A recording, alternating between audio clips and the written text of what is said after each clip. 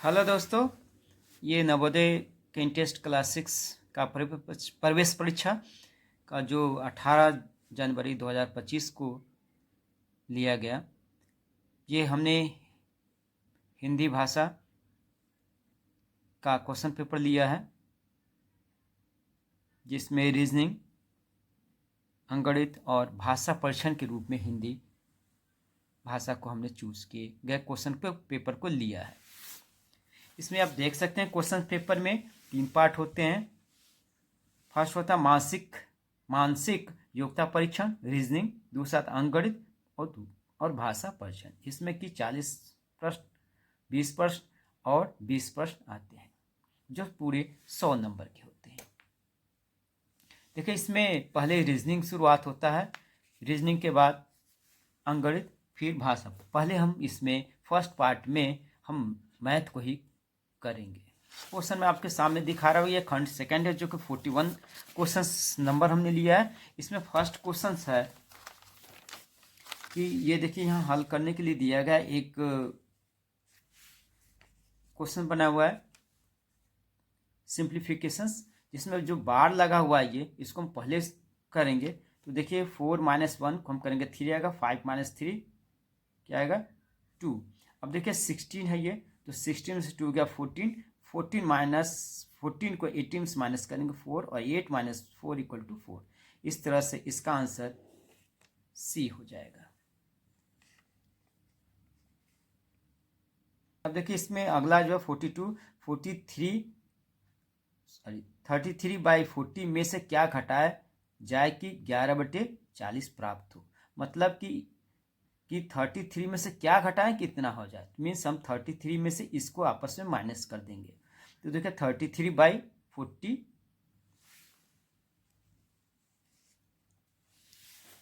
को देखिए एलसीएम हमारा 40 ही होगा, तो 33 - 11 कितना हो 22/40, और नीचे ऊपर दोनों 2 से काट देंगे तो 11/20। तो इस तरह से इसका आंसर ए हो जाएगा।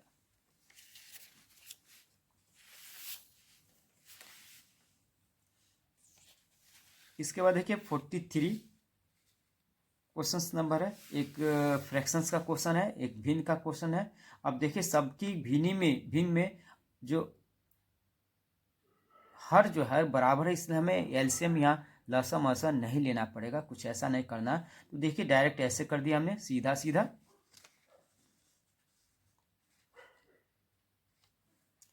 पहले 5 + 7 ऐड करेंगे 12 आएगा, और इस तरह फिर माइनस करेंगे, फिर ऐड करेंगे 9 + 9 18, 18 - 1 17, तो 17/22 इसका आंसर हो जाएगा।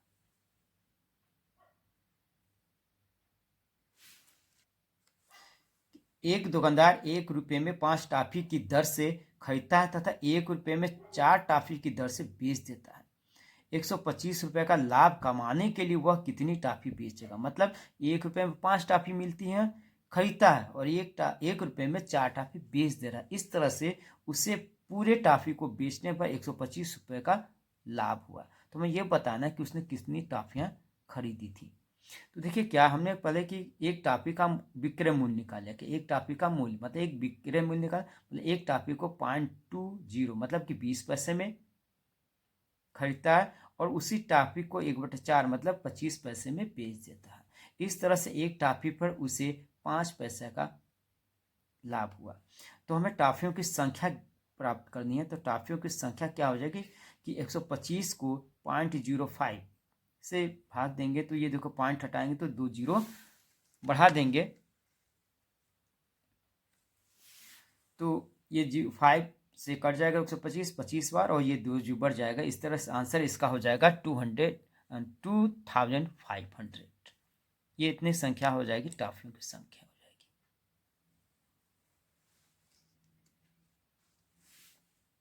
क्वेश्चन लेते हैं हम 55। क्या लिखा है कि टीना ने एक स्कूटर को 55,000 रुपये में खरीदा और उस पर 3,400 रुपये की मरम्मत पर खर्च किया, और स्कूटर अपने मित्र को 56,030 रुपये में बेच दिया। उसका लाभ या हानि। देखिए क्या 55,000 में खरीदा और 3,400 उस पर और खर्च किया है, मतलब टोटल निकालेंगे। फिर पहले तो हम कुल क्रय मूल्य निकालेंगे स्कूटर का।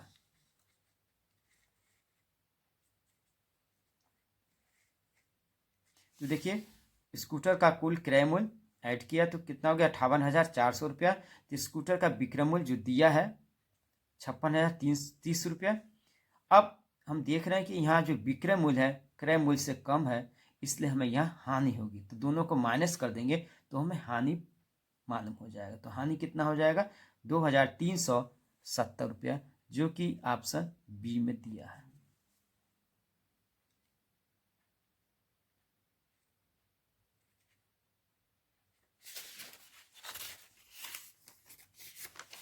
देखिए 46 क्वेश्चन है। एक वर्गाकार पार्क की भुजा 50 मीटर है, इसके अंदर की ओर चारों ओर 2.5 मीटर चौड़ा पथ है। इस पथ का को समतल कराने में 10 रुपया प्रति वर्ग मीटर की दर से रुपया में कितना व्यय होगा, मतलब कितना खर्च होगा।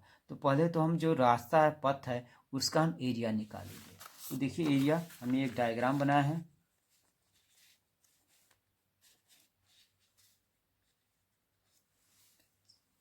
देखिए ये एक स्क्वायर है और स्क्वायर के अंदर ये 2.5 मीटर का रास्ता, तो 2.5 रास्ता अंदर भी है, इस साइड में, मतलब इधर 2.5 प्लस 2.5 डबल रास्ता, इसमें से घटा देंगे तो अंदर का एरिया निकल जाएगा और फिर बाहर का एरिया, दोनों को एरिया को माइनस कर देंगे तो हमें पाथ का एरिया मिल जाएगा।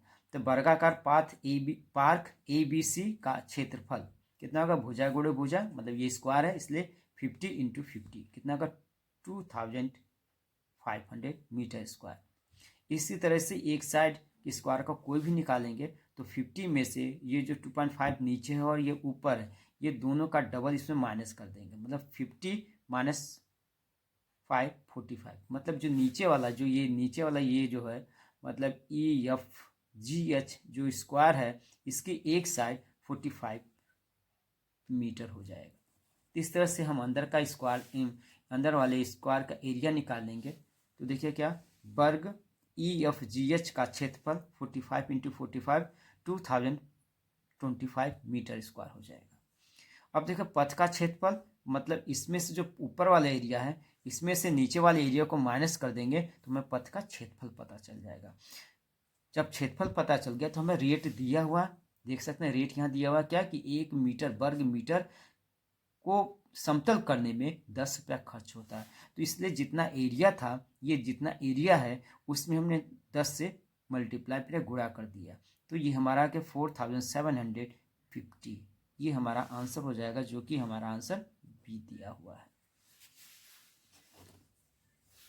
47 देखिए ये 3-4 यहाँ आयत दिए गए हैं, इसका एरिया तीनों का एरिया हम निकालेंगे और फिर देखेंगे पूछा कि किसका क्षेत्रफल किसका एरिया सबसे अधिक है और कितना। तो पहले तो सबका एरिया निकालें, क्योंकि यहाँ जो एरिया दिया हुआ है इन्होंने गलत निकाल के दिया हुआ है कंफ्यूज करने के लिए।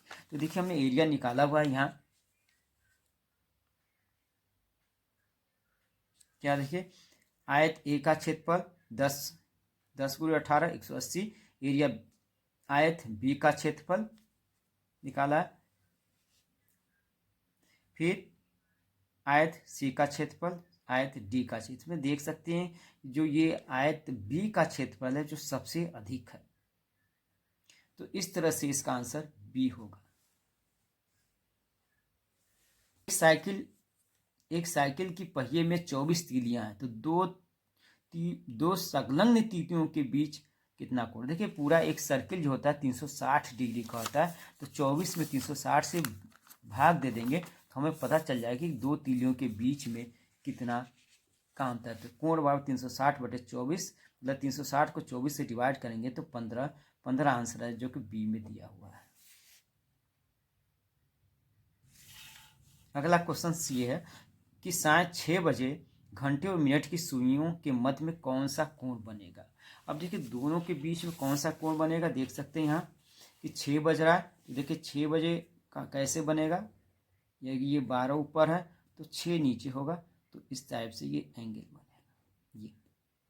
तो इनको बीच में कौन सा एंगल है, ये 180 डिग्री का कोण। जिस एक्ससी को न्यून कोण, समकोण, अधिक कोण नहीं कहते हैं तो क्या कहते हैं, ऋजु कोण बोलते हैं। लेकिन यहाँ इसने सरल कोण दिया है, इसलिए इसका आंसर सरल कोण होगा। देखो 50 में 50 क्वेश्चन में PQRS हल किए गए प्रश्नों की संख्या दी गई दंड ग्राफ माने बार ग्राफ में। अब देखिए इसमें क्या कहा है कि QR ने मिलकर जितने प्रश्न किए हो, PR के किए गए दोनों को मिलकर जितने प्रश्न किए उससे कितना हल अधिक किए। तो QR का देखिए QR ने कितने प्रश्न हल किए, QR द्वारा हल किए गए प्रश्नों की संख्या जो हो जाएगी क्या 6 + 6 देख सकते हैं यहाँ Q ने कितना किया 6, R ने कितना किया 10, तो कितना 6 + 10 16 हो गया।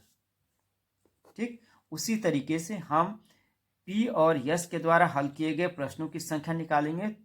तो P 4 किया है और S कितना किया 8, तो 8 और 4 12 ही हुआ। इस तरह देख सकते हैं कि इन्होंने उनसे 16 में से 12 घटा दें तो 4 क्वेश्चन अधिक किया है, तो इसका आंसर फर्स्ट होगा। 51 देखिए 51 क्वेश्चन है कि सभी अंकों 4, 2, 0 और 7 के प्रयोग से बनने वाली 4 अंकों की सबसे बड़ी संख्या और सबसे छोटी संख्या का अंतर निकालना है। तो सबसे बड़ी संख्या जो बनेगी, अब देखिए इनसे बनने वाला सबसे बड़ी संख्या जो बनेगा क्या बनेगा, बड़ी संख्या 7420, मतलब बड़े से छोटे आर्डर में लगाएंगे। लेकिन जब छोटी संख्या बनानी होगी तो 0 को सेकेंड प्लेस पर रखेंगे, दूसरा स्थान, तो 2047 हो जाएगा। अब इसको क्या करेंगे, आपस में माइनस कर देंगे, तो यही इसका आंसर रहेगा जो कि आ रहा है 5373, जो कि आंसर सी में दिया हुआ है।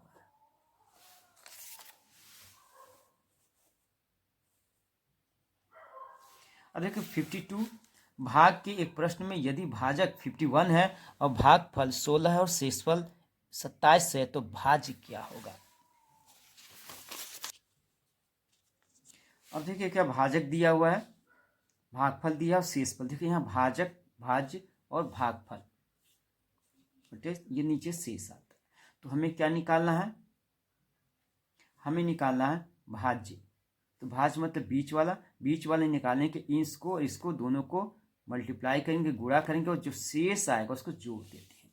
देखिए भाज्य बराबर इन दोनों को गुणा, मतलब भाजक और भागफल को गुणा किया और शेषफल को ऐड कर दिया, क्योंकि इन दोनों को गुणा किया कितना आया, फिर 27 जोड़ दिया तो आ रहा है 843। इस तरह से इसका आंसर 843, मतलब इसका आंसर ए हो जाएगा, बी नहीं। अगला है कि 90 का अभाज्य गुणनखंड ज्ञात कीजिए। देखिए 90 का जब अभाज्य गुणनखंड निकालेंगे तो पहले 2 से छोटा सबसे प्राइम नंबर से काटेंगे, तो 45 3 से डिवाइड करेंगे, फिर 3 से, फिर 5 से। तो इस तरह से देख सकते हैं कि 90 का अभाज्य गुणन क्या हो जाएगा, 2 3 × 3 × 5। लेकिन यहाँ देखिए यहाँ 3 स्क्वायर दिया, 3 इसका मतलब 3 × 3, तो इसका आंसर सी वाला होगा। अब देखें ये जो 24 क्वेश्चन है, निम्नलिखित में से वह संख्या है जो सदैव प्रत्येक अभाज्य संख्या का गुणनखंड होता है। देखिए आपके डिफिनीशन के अनुसार, परिभाषा के अनुसार, कि अभाज्य संख्या वो होती है जिसके 2 गुणनखंड होते हैं, 1 और स्वयं। तो 1 सभी जितने भी अभाज्य संख्या उसमें 1 जरूर ही गुणनखंड होगा, इसलिए इसका आंसर ए होगा। अगला देखिए ये दिया हुआ, यदि 9432 को 1.25 से डिवाइड किया तो 7545.6 आता है। तो उसी देखिए इस नंबर सेम में सिर्फ डिसमल का अंतर घसका हुआ है। तो देखिए ऊपर क्या था कि यहाँ नीचे 2 डिसमल थे, इसलिए एक प्लेस पे 0 रहा, और नीचे देखिए कितना यहाँ 1 2 3 है, और एक मतलब यहाँ 2 डिसमल इधर घसक रहा और 2 यहाँ थे, तो कितने होगा 4, मतलब कि 4 प्लेस पे ये डिसमल इधर जाएगा, ये इधर घसकेगा, कितना 1 2 3 4, तो मतलब ये डिसमल यहाँ से इधर चला है, तो इसका इस तरह से इसका आंसर बी होगा। अब देखिए ये जो नंबर्स दिए हैं इनको हम लिखते जाएंगे और लिखकर नीचे ऊपर लाइक डिसिमल में चेंज करने के बाद ऐड कर लेंगे। तो इस तरह से देख रहे हैं कि हमने ऐड किया है, तो इस तरह से ऐड करने के बाद इसका आंसर सी वाला ये सही आता है। इसके पहले देखते हैं, इसी में देख सकते हैं 57, ये देखिए 3 है, 3/100 है, 3/1000, 3 और ये 60 है। देखो इसको करने के लिए ये डायरेक्ट हमने किया 3 और 3/100 को लिख सकते हैं पॉइंट, मतलब 2 जीरो, मतलब 2 प्लेस पे डिसमल होगा, 3 जीरो 3 प्लेस पे डिसमल, यहाँ 6 जीरो तो 6 प्लेस पे डिसमल होगा। फिर हमने इनको सबको ऐड कर दिया, इस तरह से इसका आंसर बी आता है।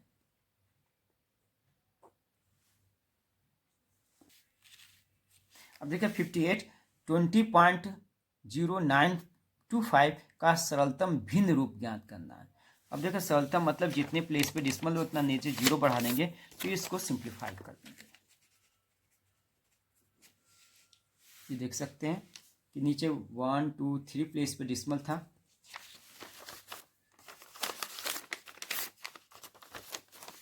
ये देखिए अच्छे से दिख रहा है यहाँ।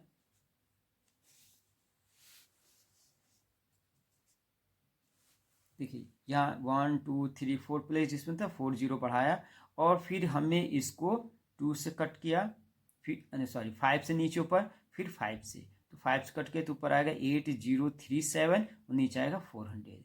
इस तरह से इसका आंसर बी वाला सही नहीं होगा क्योंकि यहाँ 200 दिया, तो ये सी वाला सही होगा क्योंकि नीचे हमारा 400 आ रहा है।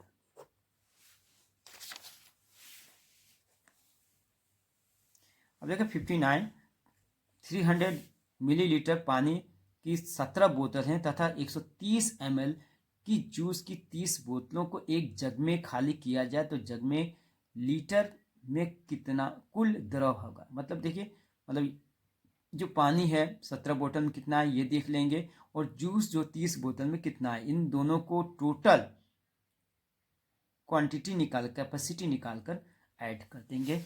और फिर ऐड करने के बाद जो आंसर आएगा वो मिलीलीटर में आएगा, लेकिन हम उसे लीटर में चेंज कर देंगे 1000 से डिवाइड करके।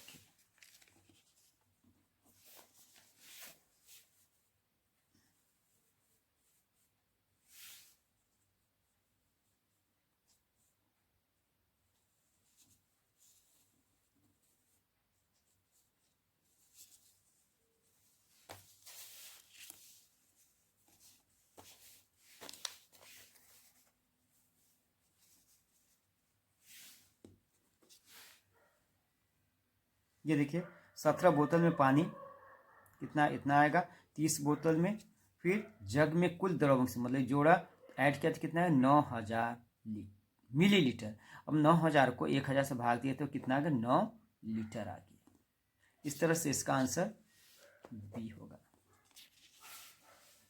देखिए अगला क्वेश्चन लेते हैं। क्योंकि सुरेश अपने चाचा से मिलने के लिए प्रातः 9 बजे अपने घर से चलता है। वह 10 मिनट पैदल चला, 1 घंटा 5 मिनट बस की यात्रा की और 15 मिनट पैदल चलकर अपने चाचा के घर पहुंचा। वह वहां 3 घंटा 20 मिनट रुका और शायद 3:30 पर अपने घर पहुंचा। वापसी की यात्रा में उसे कितना समय लगा। देखो पहले तो हम ये निकालेंगे कि 9 बजे के बाद उसको चाचा घर जाने में कितना समय लगा, फिर समय लगा और फिर समय कितना समय लगा ये निकालते हैं, और फिर कितनी देर तक अपने चाचा के घर रुका, इसका कुल समय निकालेंगे और फिर कुल समय से और 9 बजे से लेकर 3:30 बजे तक के बीच का कितना समय था उसको माइनस कर देंगे। तो इससे हमें ये पता चल जाएगा कि वह रास्ते में जब वापस आया था तो उसको कुल कितना समय लगा। देखो सुरेश को चाचा के घर से जाने और रुकने में लगा कुल समय क्या होगा, घंटा मिनट सबको हमने ऐड किया तो 4 घंटा 50 मिनट उसको पूरे समय लगते हैं। लेकिन सुरेश को चाचा के घर जाने और आने में कुल लगा समय 3 घंटा, मतलब 9 बजे से 12 बजे तक, फिर 3:30 पर, इस तरह उसको 6 घंटा 30 मिनट पूरा समय लगा। ठीक, तो वापस आने में यात्रा का समय देखो ये 4 घंटा 50 मिनट तो खर्च कर दिया कितना 6 घंटा 30 मिनट में। तो इसको माइनस कर देंगे, तो अब माइनस करेंगे तो आप देखेंगे कि ये माइनस करने पर यहाँ आ जाएगा, ये देखिए यहाँ से क्या होगा 5 यहाँ 60 इसको 12 मिल जाएगा। तो 90 में से 50 माइनस करेंगे तो 40 और 5 में से 4 माइनस करेंगे तो 1। इस तरह से इसका आंसर 1 घंटा 40 मिनट आएगा, जो कि ऑप्शंस नंबर सी में दिया हुआ है।